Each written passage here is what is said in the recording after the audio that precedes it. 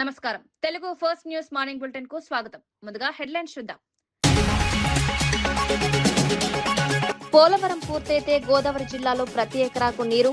పట్టిసీమతో గోదావరి జలాలను కృష్ణా డెల్టాకు, కృష్ణా జలాలను రాయలసీమకు వినియోగించే అవకాశం. నదుల అనుసంధానంతో రాష్ట్రానికి నీటి భద్రత.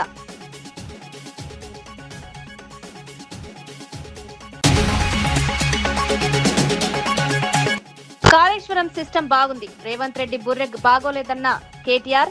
రిజర్వాయర్లు, బ్యారేజ్లు, పంప్ హౌస్లు అన్ని నిక్షేపం. రైతులకు నీళ్లిస్తే రేవంత్ దొంగతనాల గురించి మాట్లాడబోమన్న కేటీఆర్. అవసరమైతే తామే వెళ్లి కాళేశ్వరం పంపులు ఆన్ చేస్తామని వ్యాఖ్య. దేవాదుల ప్రాజెక్టును వేగంగా పూర్తి చేసి సాగునీరు అందిస్తామన్న భట్టి. గోదావరి జలాల వినియోగానికి స్పష్టమైన కార్యాచరణ. దేవాదుల పెండింగ్ పనులను వేగవంతం. ప్రతిపక్షాల విమర్శలకు అభివృద్ధి పనులతోనే సమాధానం.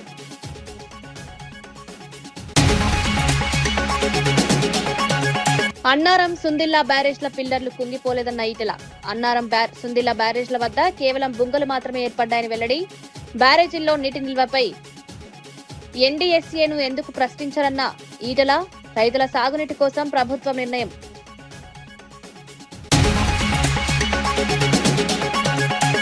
బహదూర్గూడ రైతుల భూములు లాక్కుంటే పోరాటం.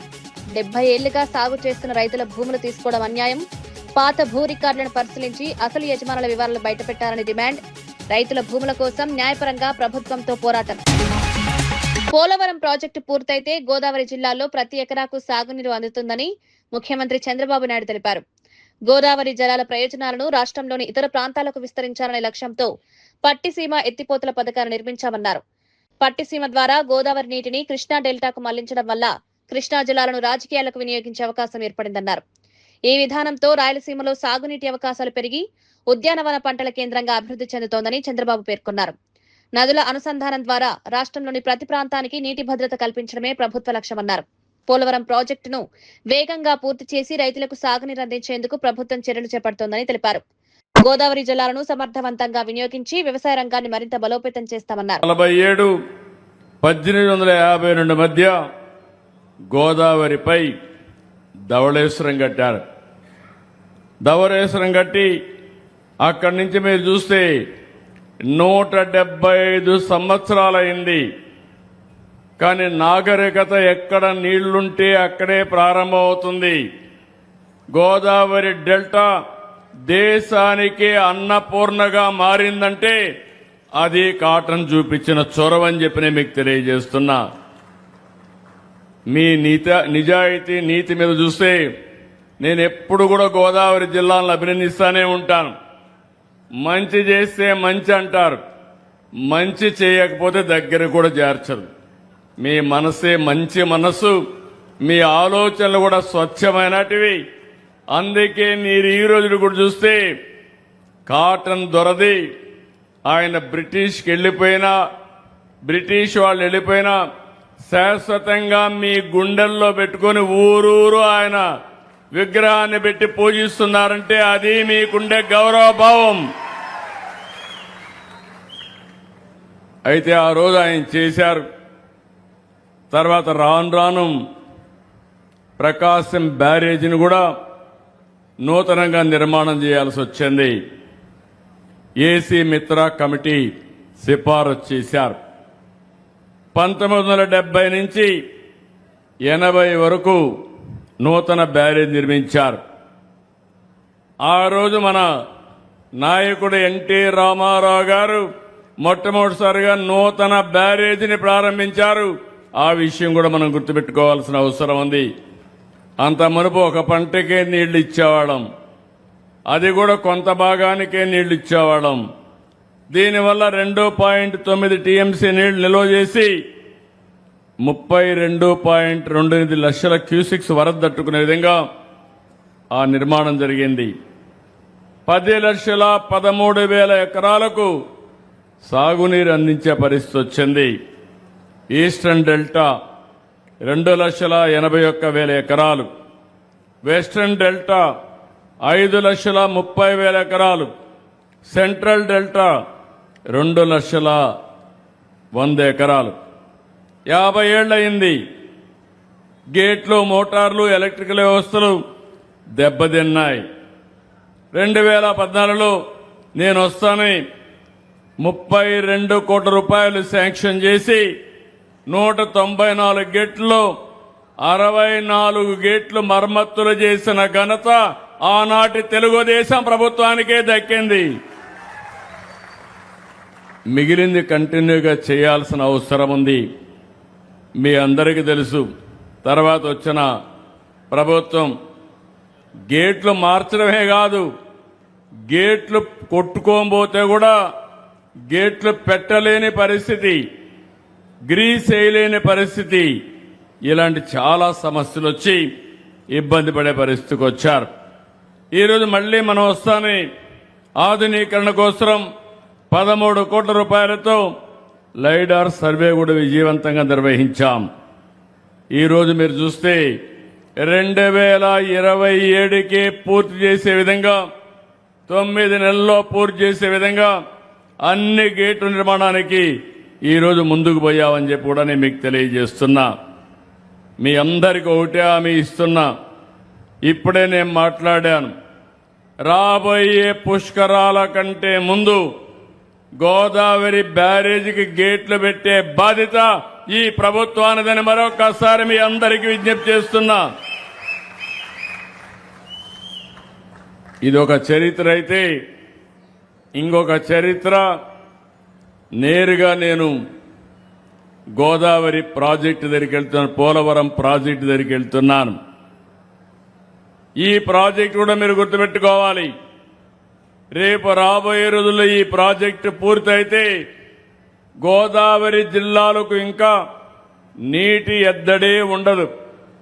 శాశ్వతంగా నీటి సమస్య పరిష్కారం అవుతుంది. అందుకే మీరు ఒక్కసారి చూస్తే పోలవరాన్ని ఆంధ్రప్రదేశ్ గోదావరి జలాల వినియోగంపై BRS working president KTR Congress ప్రభుత్వాన్ని తీవ్రంగా విమర్శించారు. ఒకవైపు గోదావరిలో రోజుకు 9 టీఎంసీల నీరు వృధాగా సముద్రంలోకి పోతుంటే, మరోవైపు గోదావరి బేసిన్ పరిధిలోని ప్రాజెక్టుల్లో 20% నీళ్లు కూడా లేవన్నారు. ఇదే పరిస్థితి కొనసాగితే తెలంగాణ ప్రజలకు తాగునీటి కష్టాలు కూడా వచ్చే ప్రమాదం ఉందని హెచ్చరించారు. కన్నెపల్లి పంప్ హౌస్ ను వెంటనే ఆన్ చేసి నీటిని ఎత్తిపోయాలని రిటైర్డ్ ఇంజనీర్లు సైతం సూచిస్తున్నారని తెలిపారు. మేడిగడ్డ బ్యారేజ్ తో సంబంధం లేకుండానే కన్నెపల్లి పంప్ హౌస్ ద్వారా గోదావరి జలాలను ఎత్తిపోసే అవకాశం ఉందని కేటీఆర్ స్పష్టం చేశారు. అయినప్పటికీ కాంగ్రెస్ ప్రభుత్వం రాజకీయ కక్షతో నీటిని ఎత్తిపోయడం లేదని ఆరోపించారు. రైతుల పంటలు ఎండిపోతున్నా ప్రభుత్వం స్పందించకపోవడం దారుణమన్నారు. నీళ్ళేమో కిందికి పోతున్నాయి. ఇవాళ ఎల్ఎండిఏమో నోరెళ్లు పెట్టి చూస్తున్నది. కరీంనగర్ పట్టణంలో ప్రజలకి తాగునీరు దిక్కులేదు. ఈ ఎల్ఎండి మీద ఆధారపడ్డ 8 కాన్స్టిట్యున్సీలు కూడా, మానకొండూరు కావచ్చు, హుస్నాబాద్ కావచ్చు, చొప్పదండి కావచ్చు, హుజూరాబాద్ కావచ్చు, మరి అన్ని నియోజకవర్గాలకు కూడా రేపు తాగునీటి సమస్య కూడా తొందరలోనే రాబోతా ఉన్నది. ఇవాళ రిటైర్డ్ ఇంజనీర్లు పెద్దలు దశాబ్దాల పాటు మరి ఈ రాష్ట్రానికి సేవలు అందించి ఇరిగేషన్ రంగంలో విశేషమైన అనుభవం, పరిజ్ఞానం కలిగిన వాళ్ళు చెప్తా ఉన్నారు. మీరు బ్రహ్మాండంగా నడిపించవచ్చు అని చెప్తున్నారు. మీరు అడగొచ్చు ఎట్లా నడిపించవచ్చు అని. సింపుల్ గా మేడిగడ్డ బ్యారేజ్ గేట్లతో సంబంధం లేకుండా, మేడిగడ్డ బ్యారేజ్ తోని సంబంధమే లేకుండా పైన 18 కిలోమీటర్ల పైన ఉన్న కన్నెపల్లి పంప్ హౌస్ ఏదైతుందో అక్కడ గోదావరి ఇవాళ 1,00,000 క్యూసెక్కులు పోతున్నది. 2 పంపులు ఆన్ చేస్తే చాలు. అక్కడ కన్నెపల్లి దగ్గర పంప్ హౌస్ ఆన్ చేయాలంటే ఒకటే చిన్న కండిషన్ ఉన్నది. కండిషన్ ఏంది? 93.5 మీటర్ల మీదికెళ్లి గోదావరి పారితే మీరు పంపులు ఆన్ చేయొచ్చు. ఇవాళ అక్కడ 97 మీటర్ల మీదికెళ్లి పారకం ఉన్నది. మరి 3.5 మీటర్ల పైనకెళ్లి గోదావరి ప్రవహిస్తుంటే అక్కడ బ్రహ్మాండంగా కన్నెపల్లి దగ్గర మేము పోయి చూసినాం. 1,00,000 క్యూసెక్కులు నీళ్లు పోతున్నాయి. రోజుకు 9 టీఎంసీల నీళ్లు మంచిగా బ్రహ్మాండంగా లోవర్ మానేరు డ్యామ్ నింపైన నీళ్లున్నాయి అక్కడ. ఆ నీళ్లను నింపకుండా, నీళ్లను ఎత్తిపోయకుండా, పంపులు చాలు చేయకుండా తప్పించుకునే ప్రయత్నం చేస్తున్నది ప్రభుత్వం. దేవాదుల ప్రాజెక్ట్ ను వేగంగా పూర్తి చేసి రైతులకు సాగునీరు అందిస్తామని డిప్యూటీ సీఎం భట్టి విక్రమార్క స్పష్టం చేశారు. కాంగ్రెస్ ప్రభుత్వం ఎన్నికల సమయంలో ప్రజలకు ఇచ్చిన హామీలను అమలు చేస్తోందని, ప్రభుత్వం చేసిన పనులనే ప్రజల ముందు విస్తరిస్తోందని తెలిపారు. సాగునీటి రంగానికి తమ ప్రభుత్వం అత్యంత ప్రాధాన్యమిస్తోందన్నారు. గోదావరి జలాలను సంపూర్ణంగా వినియోగించుకునేందుకు కాంగ్రెస్ ప్రభుత్వం వద్ద స్పష్టమైన కార్యాచరణ ప్రణాళిక ఉందన్నారు.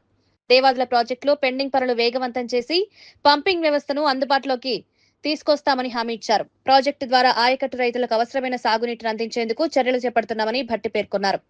గోదావరిలో అందుబాటులో ఉన్న ప్రతి నీటి చుక్కను రైతుల ప్రయోజనాల కోసం వినియోగించడమే ప్రభుత్వ లక్ష్యమన్నారు. Basic idea of the then Congress government ఇప్పుడు కూడా మా అందరి ఆలోచన కూడా అందుకే. సో దేవాదుల్ని సీతారామన్ తీసుకుంటే ఆనాటి 2 ఉమ్మడి జిల్లాలో ఉన్నటువంటి అనేక జిల్లాలకి పూర్తి స్థాయిలో నీళ్లు అందిస్తాం. ఆ పైన ఇప్పుడే ఉత్తమ్ కుమార్ రెడ్డి గారు చెప్పారు. కాళేశ్వరం ప్రాజెక్టుపై బీజేపీ ఎంపీ ఈటెల రాజేందర్ కీలక వ్యాఖ్యలు చేశారు. కాళేశ్వరం ప్రాజెక్టులోని అన్నారం, సుందిల్లా బ్యారేజ్ల పిల్లర్లు కుంగిపోలేదని స్పష్టం చేశారు. ఆ బ్యారేజ్ల వద్ద కేవలం బుంగలు మాత్రమే ఏర్పడ్డాయన్నారు. కాళేశ్వరం అంశంపై జరిగిన రౌండ్ టేబుల్ సమావేశంలో మాట్లాడిన ఈటెల ప్రస్తుతం ఎల్నినో ప్రభావంతో వర్షాభావ పరిస్థితులు ఏర్పడే అవకాశాలున్నాయన్నారు. ఇలాంటి సమయంలో అందుబాటులో ఉన్న నీటిని రైతుల కోసం వినియోగించాల్సిన అవసరం ఉందన్నారు. అన్నారం, సుందిల్లా బ్యారేజీల్లో నీటిని నిల్వ చేసే అంశంపై ముఖ్యమంత్రి రేవంత్ రెడ్డి జాతీయ డ్యాం భద్రతా సంస్థను ఎందుకు సంప్రదించడం లేదని ప్రశ్నించారు. ఎన్డీఎస్ఏ నుంచి స్పష్టత తీసుకుని రైతులకు నీరు అందించే మార్గాలను పరిశీలించాలని సూచించారు. రాజకీయ విమర్శలకు పరిమితం కాకుండా ప్రాజెక్టులోని అందుబాటులో ఉన్న వ్యవస్థలను ఉపయోగించాలన్నారు. రైతుల సాగునీటి అవసరాలను దృష్టిలో పెట్టుకుని ప్రభుత్వం వెంటనే నిర్ణయం తీసుకోవాలని కోరారు. గ్రౌటింగ్ అంటే అర్థం ఏంటిది? గ్రౌటింగ్ టెక్నాలజీ అర్థం ఏంటంటే ఎక్కడన్నా లీకేజ్ కనుక ఉంటే ఒక దగ్గర ఫోర్స్ తోటి సిమెంట్ లేకపోతే పంపితే అదంతా లీకేజ్ ఎక్కడెక్కడైతే ఉన్నాయో అక్కడక్కడ ఆగిపోయే టెక్నాలజీ గ్రౌటింగ్ టెక్నాలజీ. ఇవాళ సుందిల్లా, అన్నారం రెండింటికి కూడా గ్రౌటింగ్ చేసినట్టుగా రిపోర్ట్లు ఉన్నాయి ఇక్కడ. కాబట్టి ఇప్పుడు ఎన్డీఎస్ఏ ఏం చెప్పింది పక్కన పెడితే ఇవాళ 2 ప్రాజెక్టులు గ్రౌటింగ్ చేసినవి ఉన్నాయి కాబట్టి ఇవాళ ఇక్కడ ఎల్నినో వల్ల మొత్తం కరువు తండనిస్తా ఉంది. కాబట్టి ఇంత ఎమర్జెన్సీ పరిస్థితుల్లో కూడా ప్రభుత్వం వెంటనే సమీక్ష చేసుకొని ఎట్లా దీన్ని అధిగమించాలి, ఎట్లా నీళ్ళు తెచ్చుకొని ఆలోచించాలి. కానీ ఇప్పుడు ముందుగా గుడ్డిగా ఇవాళ అజ్ఞానంతో నేను చేయ నాకు ఎన్డీఎస్ఏ చెప్పాలని చెప్పే మాటలు మాట్లాడుతున్నావు. ఇవాళ నువ్వు ఎప్పుడన్నా ఎన్డీఎస్ఏ దగ్గర పోయి మరి మాకు కరువు వస్తా ఉంది, ఎల్నినో వస్తా ఉంది, మరి దీన్ని ఇప్పుడున్న పరిస్థితి ఎట్లా అధిగమించాలనో అడిగినవా అని చెప్పి అడుగుతాను. పాలకుడిగా ఎప్పుడు కూడా పాలకుడిగా ఎంత బాధ్యత ఉండాలంటే నేను కూడా. రంగారెడ్డి జిల్లా శంషాబాద్ మండలం బహదూర్గూడలో భూముల పరిరక్షణ కోసం ఆందోళన చేస్తున్న రైతులకు సిపిఐ రాష్ట్ర కార్యదర్శి ఎమ్మెల్యే కూనంనేని సాంబశివరావు సంఘీభావం తెలిపారు. దాదాపు 70 నుంచి 75 ఏళ్లుగా రైతులు ఈ భూములను సాగు చేసుకుంటున్నారని చెప్పారు. ఏవో సాకులు చూపించి ప్రభుత్వం భూములను స్వాధీనం చేసుకునే ప్రయత్నం చేయడం సహజ న్యాయానికి విరుద్ధమన్నారు. భూములకు సంబంధించిన పాత రికార్డులను పూర్తిగా పరిశీలించి అసలు యజమానులు, అనుభవదారుల వివరాలను బయటపెట్టాలని డిమాండ్ చేశారు. గత ప్రభుత్వ ధరణి విధానంలో అనేక భూ అవకతవకలు జరిగాయని, వాటిని సరిచేయాల్సిన ప్రభుత్వం పథకాల పేరుతో రైతుల భూములను లాక్కోవద్దని హెచ్చరించారు. రైతుల నుంచి బలవంతంగా భూములు తీసుకునే ప్రయత్నం చేస్తే సిపిఐ అండగా ఉంటుందని స్పష్టం చేశారు.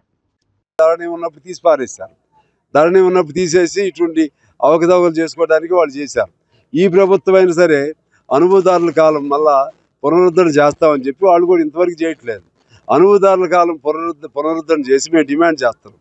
అనుభవదారుల కాలం మరలా తిరిగి ఎక్కించి ఆ కాలంలో ఇటువంటి సాగులో ఉన్నటువంటి ఎవరెవరు భూములు ఉన్నాయో వాళ్ళందరి పేర్లు ఎక్కించాలి. అది న్యాయం. ఎక్కించి వాళ్ళకి పట్టాలు ఇవ్వాలి. ఇది మేము డిమాండ్ చేస్తున్నాం. అలా కాకుండా ఈ భూమిని బలవంతాన్ని లాక్కోవడానికి ప్రయత్నం చేస్తే అది ప్రభుత్వానికి మంచిది కాదు, రైతులకు అది అన్యాయం చేసినట్లు అవుతుంది. రైతుల తరఫున మేము ఖచ్చితంగా కమ్యూనిస్ట్ పార్టీగా నిలబడతాం, రైతుల కోసం పోట్లాడతాం.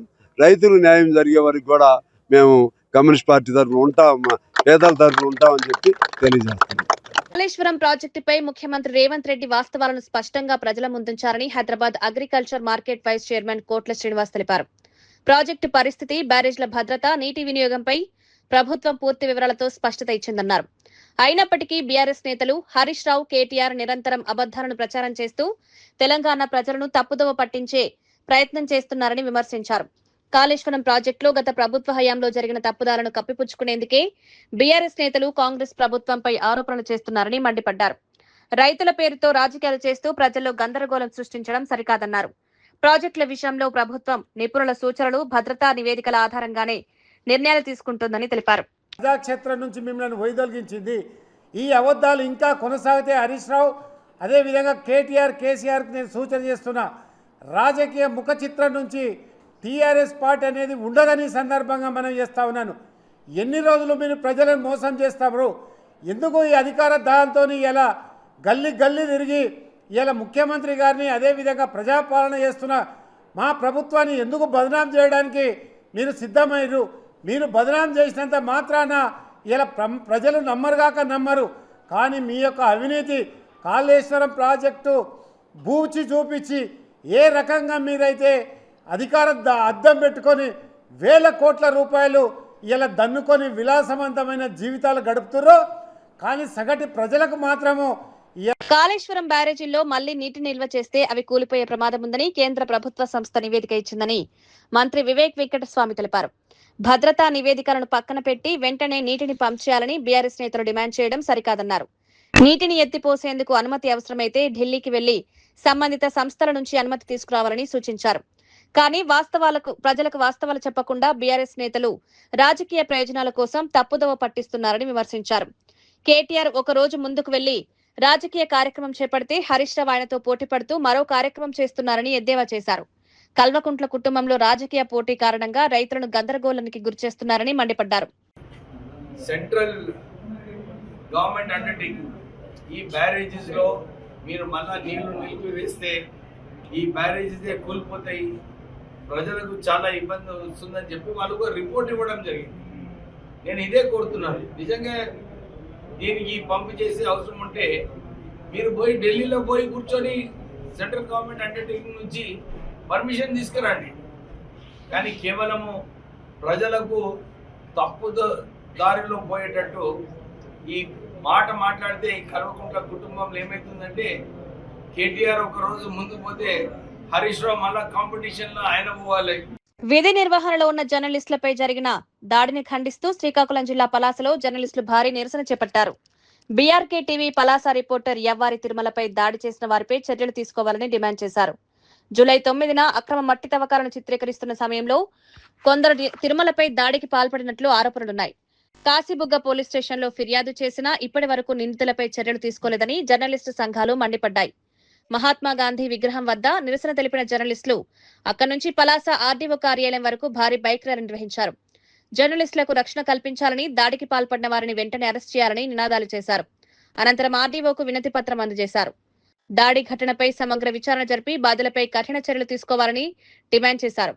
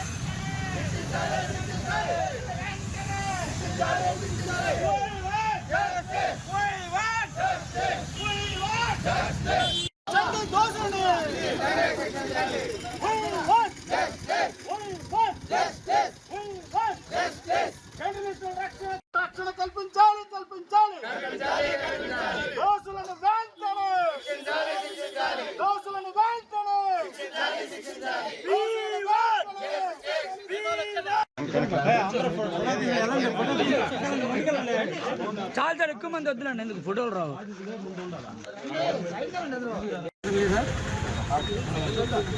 బీఆర్కే పలాస జర్నలిస్ట్ యవ్వారి తిరుమలపై తెలుగుదేశం పట్టణ అధ్యక్షులు పట్ట నాగరాజు ప్రమాణస్యంగా దాడి చేయడాన్ని మేము పలాస జిల్లా జర్నలిస్ట్ అసోసియేషన్, ప్రింట్ మరియు ఎలక్ట్రానిక్ మీడియా ప్రెస్ క్లబ్ సభ్యులు తీవ్రంగా ఖండిస్తున్నాం. పట్ట నాగరాజు అనే వ్యక్తి ప్రతి విలేకరి మంచగుండి విలేకరిని ఆరోపించడం, దీన్ని మన జర్నలిస్ట్ లోకమంతా ముక్త కంఠంతో ఖండిస్తున్నాం. ఏనాడైనా ఒక విలేకరికి ఈనీలు ఇచ్చే పరిస్థితి ఆయన ఉందో లేదో ఆయన అంతరాత్మగా తెలియాలి. ప్రెస్ మీట్ పెట్టేటప్పుడు విలేకరులు కనీసం మంచినీరు ఇవ్వకపోయిన వాళ్ళు లక్షల రూపాయలు లంచాలు ఎలా ఇస్తారన్నది ప్రజలు ఈ తప్పుడు ఆరోపణలను గ్రహించాం. పట్ట నాగరాజుపై చర్యలు తీసుకోవాలని మేము కోరుతూ 3 రోజుల క్రిందట కాశీబుగ్గ పోలీసులకు ఫిర్యాదు చేయడం జరిగింది. నిన్న మా జర్నలిస్ట్ నాయకులందరికీ వెళ్ళి సిఐ రామకృష్ణను కలవడం జరిగింది.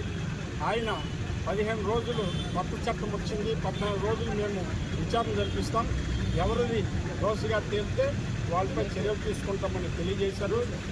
ఈ ఉద్యమాన్ని తీవ్రతరం చేసేందుకు మేము ధర్నా కార్యక్రమం చేపట్టి ఆర్టీఓకి వినతిపత్రం ఇస్తామని ఆయన దృష్టిలో కూడా నేను పెట్టాము.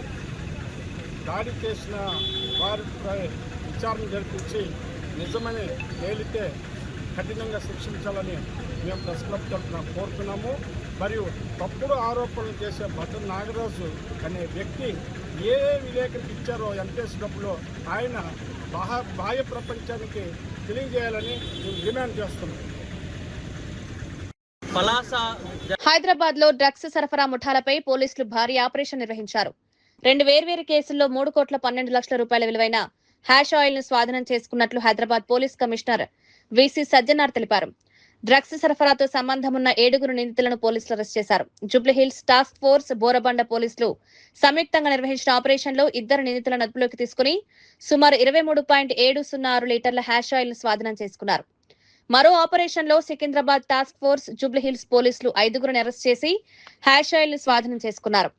నగరంలో మాదక ద్రవ్యాల సరఫరా, అక్రమ నెట్వర్క్లపై నిరంతర నిఘా కొనసాగుతుందని పోలీసులు తెలిపారు.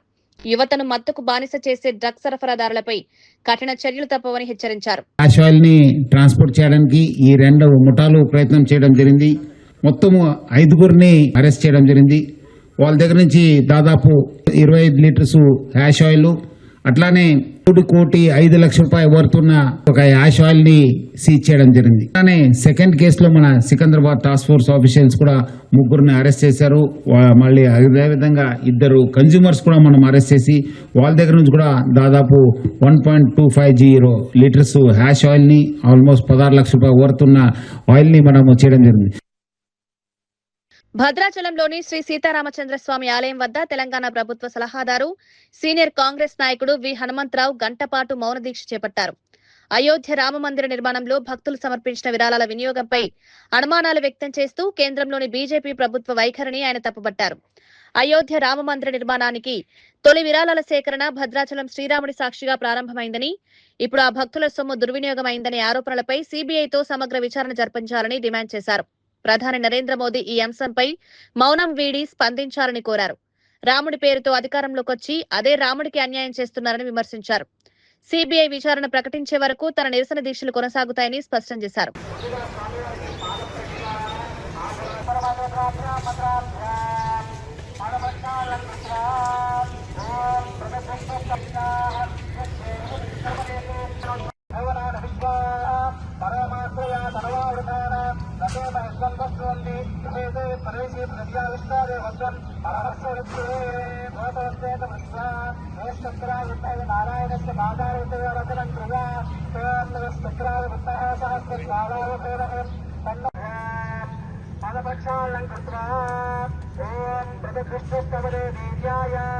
స్వయంగా స్వామివారికి వరపూజ కార్యక్రమం చేసినట్టుగా భావించండి. ముందుగా స్వామివారికి పాద ప్రక్షాళన, ఆభరణ సమర్పణ, బహుదర్శ ప్రార్థన అయినటువంటి వస్త్రసమర్పణ కార్యక్రమాలు జరుగుతాయి. అంతా కూడా అయోధ్యలోనే రాముడు ఉన్నాడు, ఎక్కడ లేడన్నాడు. నా ఉద్దేశంలో భద్రాచలంలో కూడా ఉన్నాడు. ఉన్నాడా లేదా? రాముడు వచ్చిందా లేదా? కానీ వాళ్ళు ఒక క్రియేట్ చేసిండ్రు.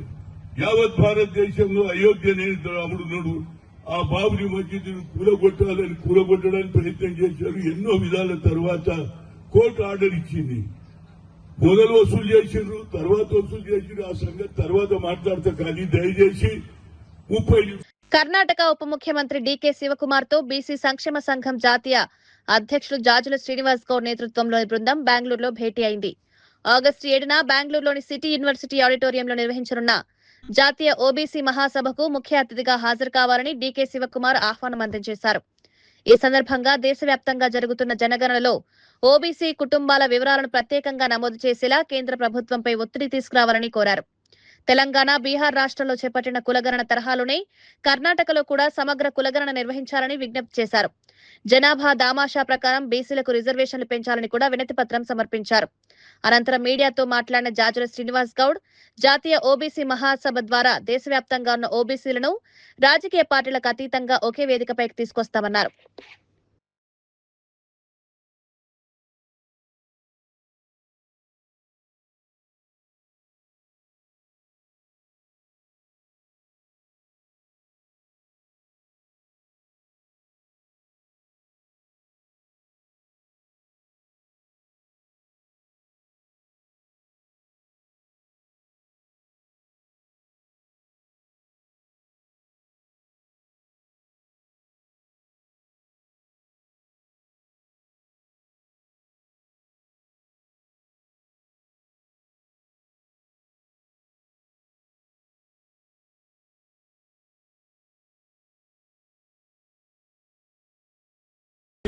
జై ఓబీసీ ఆగస్టు 7న జరగబోయే ఓబీసీ మహాసభను విజయవంతం చేద్దాం.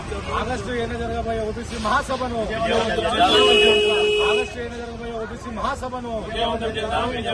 జై ఓబీసీ బీసీ కులాల ఐక్యత. ఈరోజు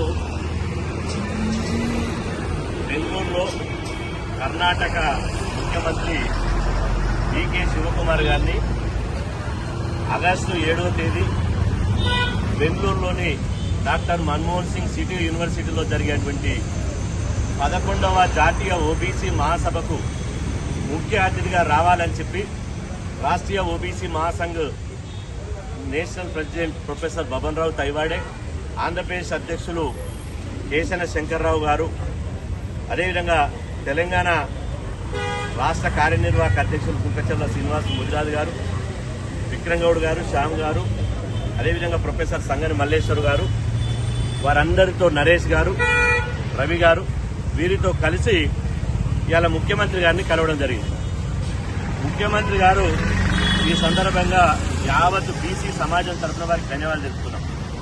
దాదాపు క్షణం తీరిక లేకుండా ఉండి కూడా దాదాపు మా ఓబీసీ డెలిగేషన్ తోటి 25 నిమిషాల సేపు చర్చించారు.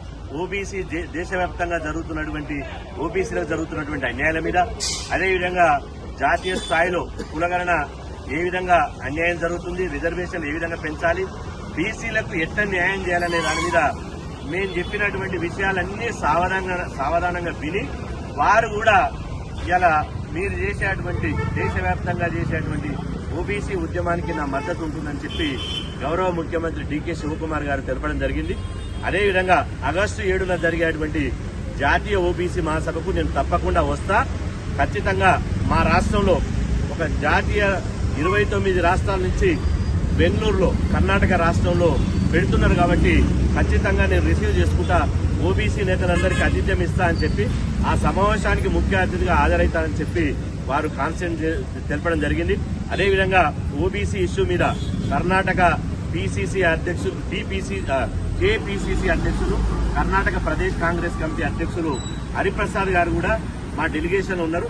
హరిప్రసాద్ గారి నేతృత్వంలో ముఖ్యమంత్రి గారిని కలవడం జరిగింది. ఏది ఏమైనప్పటికీ కూడా బెంగళూరులో ముఖ్యమంత్రితో బీసీ సంఘాల నేతలు జరిగినటువంటి భేటీ విజయవంతమైంది. ఇలా ఒక వండర్ఫుల్ డే.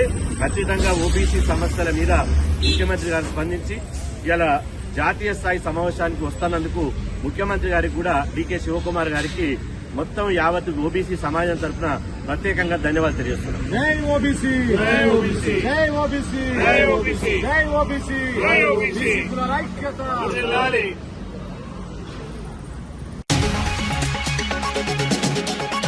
పోలవరం పూర్తయితే గోదావరి జిల్లాలో ప్రతి ఎకరాకు నీరు, పట్టిసీమతో గోదావరి జలాలను కృష్ణా డెల్టాకు, కృష్ణా జలాలను రాయలసీమకు వినియోగించే అవకాశం, నదుల అనుసంధానంతో రాష్ట్రానికి నీటి భద్రత.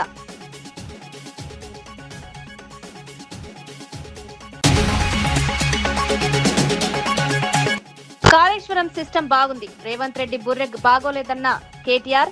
రిజర్వాయర్లు, బ్యారేజ్లు, పంప్ హౌస్లు అన్ని నిక్షేపం, రైతులకు నీళ్లిస్తే రేవంత్ దొంగతనాల గురించి మాట్లాడబోమన్న కేటీఆర్. అవసరమైతే తామే వెళ్లి కాళేశ్వరం పంపులు ఆన్ చేస్తామని వ్యాఖ్య.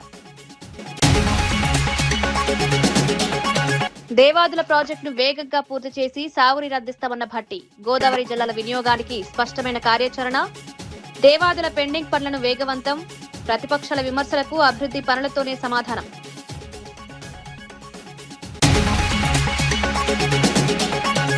అన్నారం, సుందిల్లా బ్యారేజ్ల పిల్లర్లు కుంగిపోలేదన్న ఈటెల. అన్నారం, సుందిల్లా బ్యారేజ్ల వద్ద కేవలం బుంగలు మాత్రమే ఏర్పడ్డాయని వెల్లడి. బ్యారేజీల్లో నీటి నిల్వపై ఎన్డీఎస్ఏను ఎందుకు ప్రశ్నించారన్న ఈటెల. రైతుల సాగునీటి కోసం ప్రభుత్వం నిర్ణయం.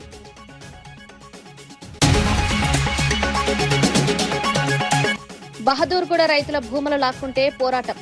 70 ఏళ్లుగా సాగు చేస్తున్న రైతుల భూములు తీసుకోవడం అన్యాయం. పాత భూ రికార్డులను పరిశీలించి అసలు యజమానుల వివరాలు బయటపెట్టాలని డిమాండ్. రైతుల భూముల కోసం న్యాయపరంగా ప్రభుత్వంతో పోరాటం. మరిన్ని వార్తలతో మళ్ళీ కలుద్దాం. నమస్కారం.